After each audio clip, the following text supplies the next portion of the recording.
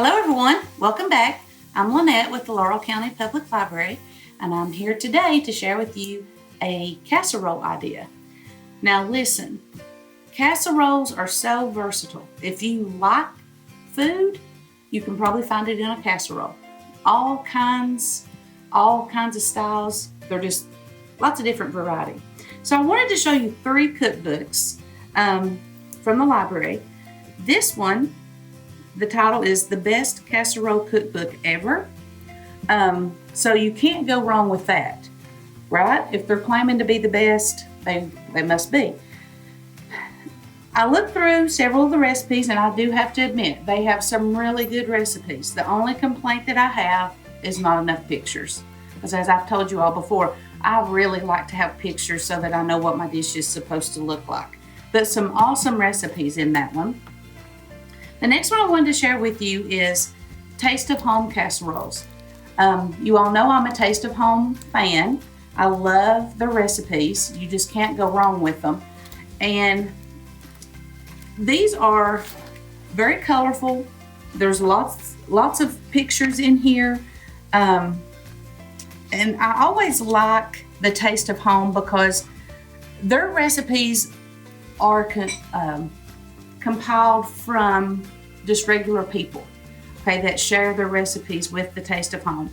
So a lot of times they'll have little stories or, where their family had that particular dish, what kind of event or things like that. So good recipes in Taste of Home. You won't go wrong there. And then there's this one, the Casserole Queens Make a Meal Cookbook. So we're going to make a version of one of the recipes in here tonight. Now let me tell you on this one, these ladies share some excellent tips. Again, not many pictures, but some excellent tips on prepping, on freezing, on substitutions. So they really do a good job with it. Okay, so what we're going to attempt to make is a zucchini lasagna. And as I've told you before, a recipe is kind of a guide, but don't be afraid to go a little bit off that guide. We are going to use the zucchini. We are going to make a lasagna, but this recipe calls for ground turkey. My husband does not like ground turkey. Now, I can get him to eat ground chicken, some, but he just does not like ground turkey. So I'm going to substitute it with Italian sausage. Sounds perfect, right? It calls for red pepper flakes, and if I were using the ground chicken, I would definitely use the red pepper flakes because it's going to add some flavor to the turkey or chicken, either one. But I don't think I'm going to need that with the Italian sausage. I think it'll be okay.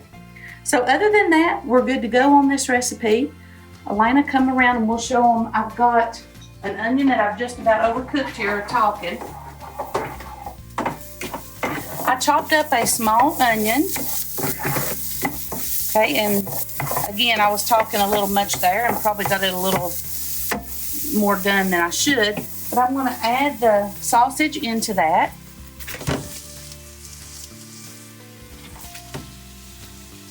Okay, and we're just going to cook this up. If you don't have one of these little things, you need to get one. This is the greatest thing ever for like sausage and hamburger. Just chopping it up real fine. I love it.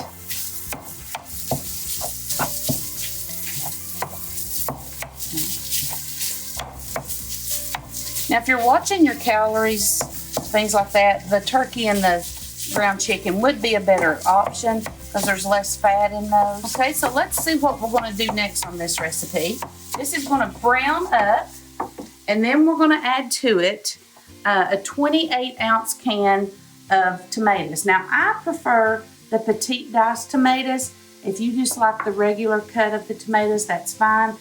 Probably wouldn't use the stewed tomatoes in this because that's just going to be too big, because this casserole or lasagna is only going to fit an 8x8 pan, so you got to keep that in mind.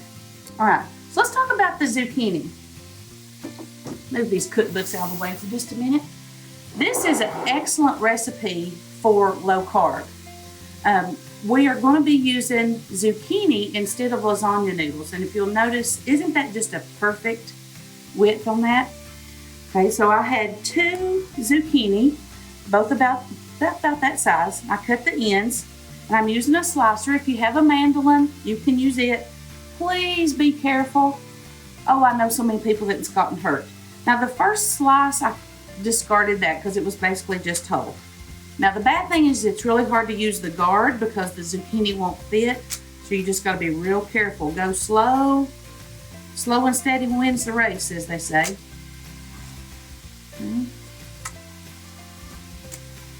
It's really hard to use a knife and get these perfectly the same width. Now, if you're able to do that, go for it. But I'm not that talented, and I could not get them straight. So there we go. Now these, I'm just real impressed with those. Well, I've got a fly that's come in.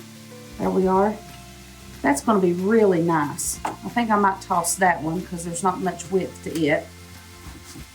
Now zucchini, if you've had a garden this year, you've probably got a bunch of zucchini still laying around. You've probably made everything you can think of with those zucchini. So if you've not tried something like this, I encourage you to do it. I'm sure you will like it. Okay, I think that's going to be probably the last one I'll get. Oh, that zucchini. Okay, perfect. All right, so those will act as our noodle in our lasagna. All right, I'm going to check my meat.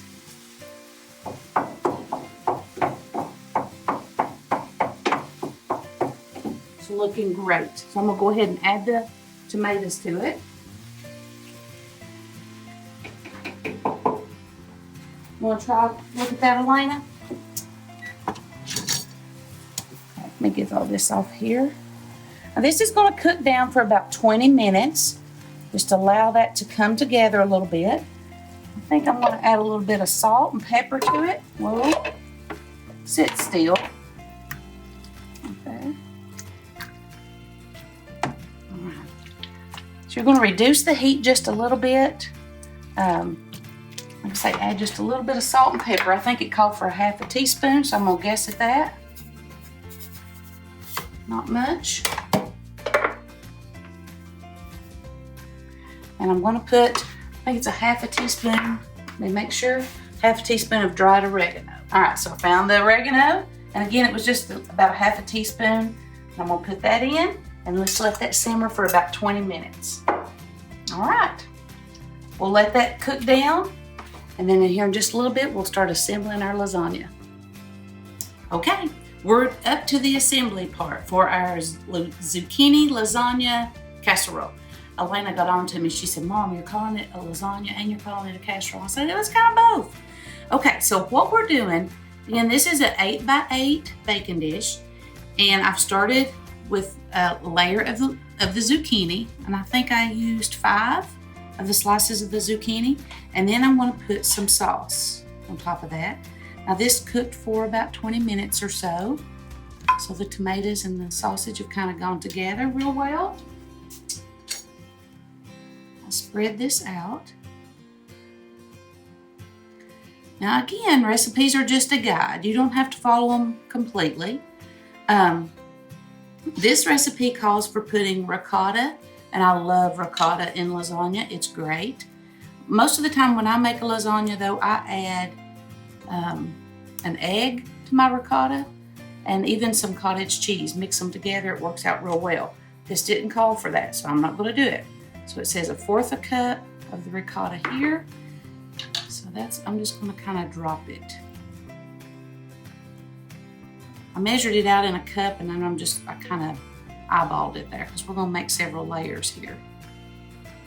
Okay. Spread it out. Ricotta is real creamy. It'll work real well. And as it bakes, it'll spread out, so it'll be okay. Okay, now I'm going to switch the direction of the lasagna, and so I keep myself straight, I'm going to turn my dish. That way I know each time where I'm going here.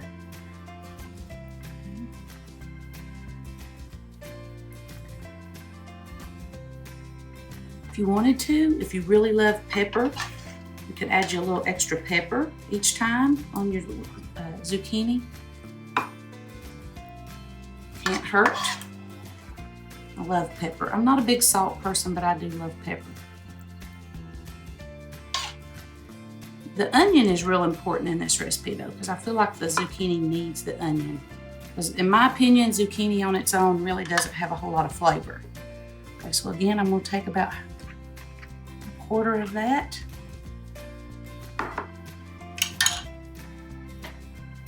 Drop it in.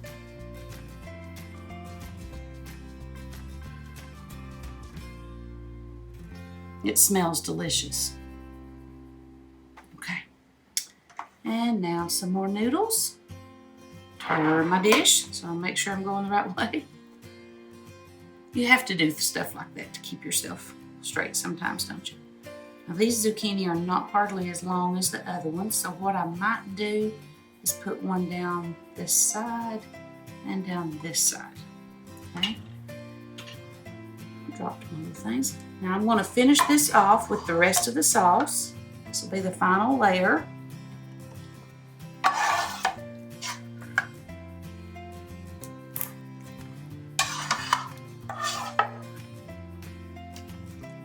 Wish y'all had smell vision, because it does smell good. Okay. Tomatoes and zucchini complement each other real well. So if you're wanting to do something with zucchini and you've got some fresh tomatoes, try them together. You may like it. Okay, there's that. I'll put this extra ricotta on here. Now, this will freeze really well. Most casseroles will. That's a nice thing about casseroles is, you know, when you're making them, it really doesn't take a whole lot of effort to make an extra one while you're making one. So you've got one that you can put in the freezer. Or, like in our case, there's just 3 of us here at home. So a 9 by 13, you can almost split a 9 by 13 into 2 8 by 8s. You may have to add just a little bit more of a couple of ingredients to make that work, but it'll be real close. And then you've got an extra one to freeze. If I were going to freeze this, I would use like the little disposable aluminum pans. You can get those just about anywhere. Freeze it up, wrap it up real well, and you need to use it within 2 to 3 months of freezing it. You know, you don't want to pull it out next summer. But that would be really well. When I freeze something like that, what I normally try to do is put it in the refrigerator the night before, and that way it's completely thawed for baking.